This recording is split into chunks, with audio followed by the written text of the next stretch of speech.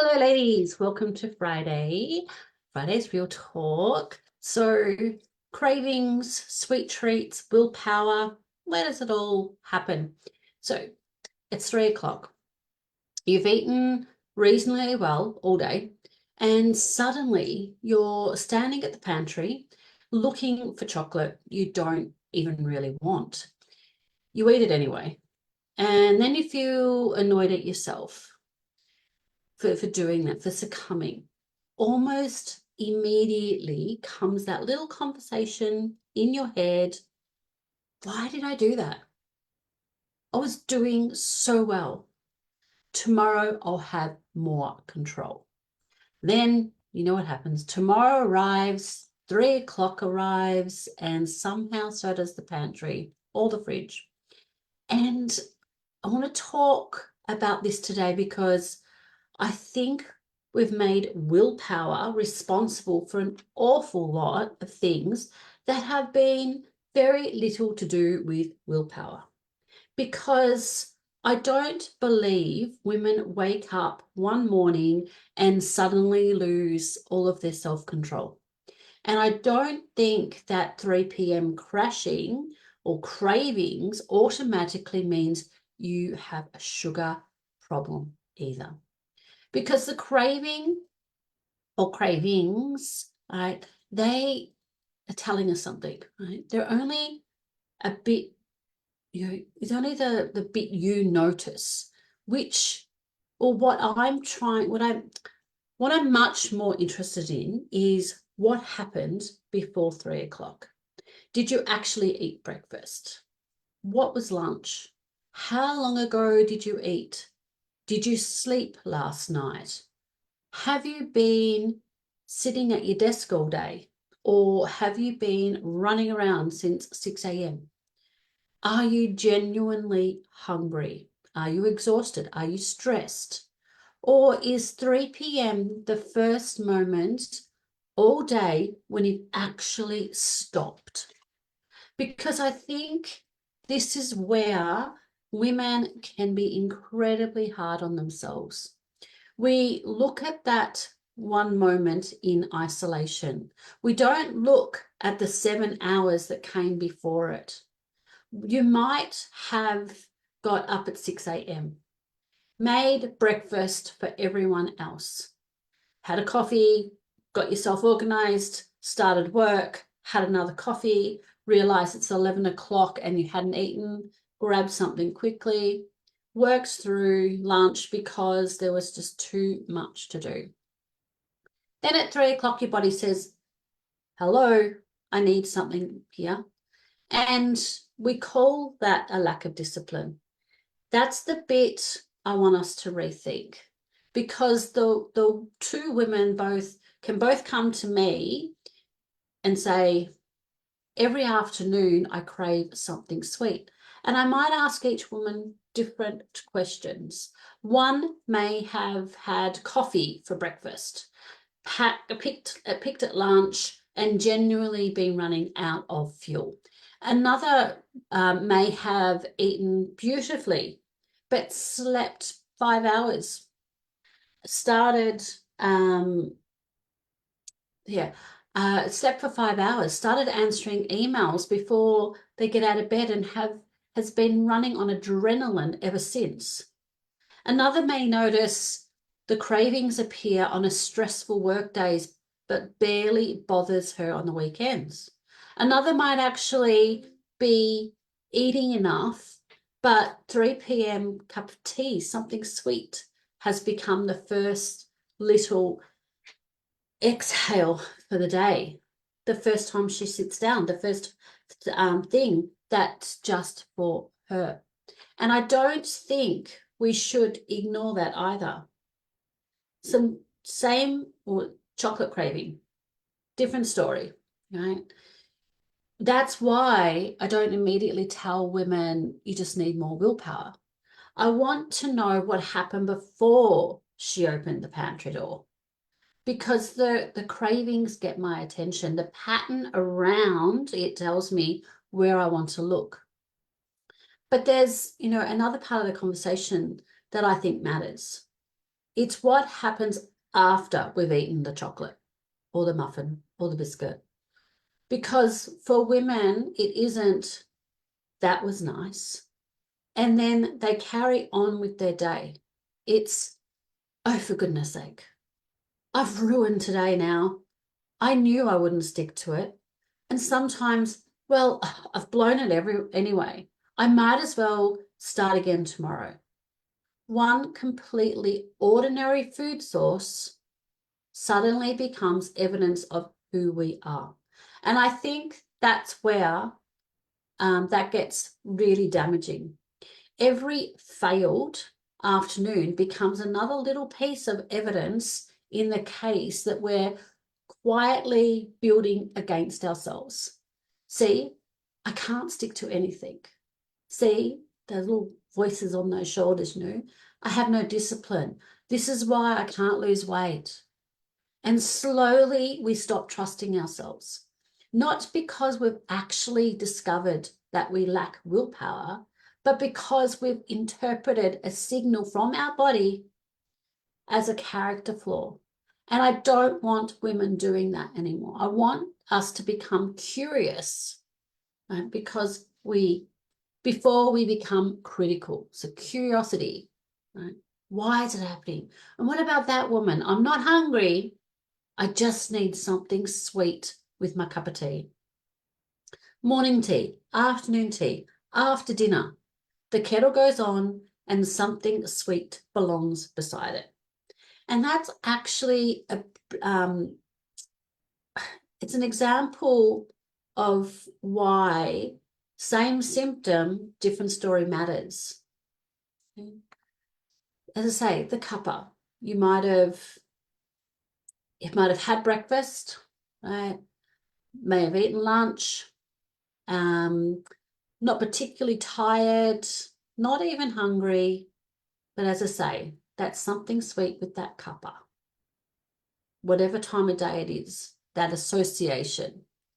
Somehow the cup of tea feels incomplete without a biscuit, without a couple of squares of chocolate, just something sweet. And she'll say to me, I don't even know why I want it. I just have to have something with my tea. And that's interesting too, because sometimes what we're calling a craving is actually a very well-rehearsed association. I say that it's, yesteryear it used to be with the smokers when I studied hypnotherapy, and it used to be that when they wanted to give up cigarettes, there was often association, the beer after work, the cup of coffee at morning tea, that association with the cigarette. So the same, the cup of tea, a biscuit, coffee, something sweet, dinner, finished, chocolate, sit on the couch, snack. Your brain is incredibly good at learning patterns. Do something together often enough and eventually one starts cueing the other. The kettle clicks on, you hear it, and your brain is already halfway to the biscuit cupboard. That doesn't mean anything wrong with you, and it doesn't mean you can never have a biscuit with your tea again, right? Sometimes you genuinely just want the bloody biscuit. Have it, enjoy it. I don't want us turning every piece of chocolate or every biscuit into a clinical investigation, but there's a difference between I'd really enjoy something sweet with this and I can't have a cup of tea without something sweet. That's where I'd get curious again. Is it hunger? Is it habit? Is it comfort? Is it the signal that the working day has finished? Is it reward? Is this one of the only little pleasures you've allowed yourself today? Or have tea and something sweet simply become such a strong pairing that one now automatically calls for the other? Again, same behavior, different story. One woman at 3 p.m. genuinely needs food because she's barely nourished herself all day. The other is exhausted and looking for quick energy. Another is stressed and wants comfort. Another has simply spent 20 years having a biscuit every time she makes a cup of tea. And another, she just really fancies some chocolate that day. We don't need to pathologize that either. What matters is understanding which woman you are. And actually, yesterday gives me a bit of an example. Right, my daughter-in-law came over with my two granddaughters. They were meant to have swimming lessons and they had the snotty nose. So swimming lessons, they didn't go. They arrived at my place instead. No notice, right? So I had to make lunch for us. And so I thought, oh, what am I going to do? Nothing complicated because they're here and I've got a 1-year-old and a 3-year-old that I'm running around with. So I quickly chucked the oven on. When she rang me to say she was heading over, I chopped up some pumpkin and some onions and I roasted them, went out to the garden, grabbed some green leaves, rocket and lettuce leaves, threw the roast veggies in with some herbs, some roast capsicum, lemon juice. Yeah, that's probably it. Probably took me 15 minutes, and that was most of that time was roasting the pumpkin. And afterwards, and obviously I had to cook for the 1-year-old and make the nibble platter for the 3-year-old. Afterwards, I thought, would I have taken those same 15 minutes if it had only been me? No. If I'm being truthful, probably not. Right? Because I'm very good at making the time for when somebody else needs feeding, I suspect a lot of you are too. If my daughter-in-law was sitting there, of course I'm going to make her lunch. If my granddaughter needs something to eat, I don't think I'm too busy. I find the time. But if it was just me, that's when it's very easy to say, I'll eat later. I'll just grab something quick. I haven't got time for lunch. I'll just answer these emails. And I can absolutely fall into that trap. I'll skip it or grab a dry biscuit. I find something that takes 30 seconds because I've got too much else to do. And I know what happens when I do that. By 3, 4 o'clock, I'm cranky, I'm sleepy, my energy has dropped, and suddenly the quick food in the cupboard looks really appealing. So perhaps the interesting part of yesterday wasn't the salad at all. It was delicious, but it wasn't that. Okay? It was that I considered somebody else worthy, else worth stopping for. And that's something I think many women need to hear. We keep saying, I don't have time. But how often we somehow find the time when it's for someone else. We'll make the children lunch. We'll make our partner something. We'll feed the grandkids. We'll make sure everybody else has what they need. And then we'll stand in the kitchen, at the kitchen bench, eating whatever we can find, because making something for ourselves feels like an indulgence we don't have time for. That's not willpower problem either. It's a pattern. And this is also why I talk so much about preparation. Not because I expect you to spend half of Sunday with 14 matching containers lined up across the kitchen bench. I'm not doing that. Preparation can be incredibly simple. It might be having some cooked chicken in the fridge, boiling some eggs up, washing some salad leaves, chopping up some veggie sticks, roasting vegetables, roasted veggies left over from dinner, a tin of cannellini beans in the pantry at all times. Something you can turn into lunch in 3 minutes rather than 15, right? Because I generally do have a tray of roast veggies left over, which I can make into a salad. Right? Because if we're being realistic, a busy Wednesday, you may not decide to stop everything and spend 20 minutes making a beautiful platter for yourself. So let's stop relying on that person, relying on that perfect prep person. Let's just make it easier for ourselves. That's what preparation does. It isn't about being more organized or more disciplined. It's about reducing the number of times you have to choose yourself when you're already tired, hungry, busy. And I think that's very different way of looking at it. Yesterday, I made the time because people I love were sitting at my table.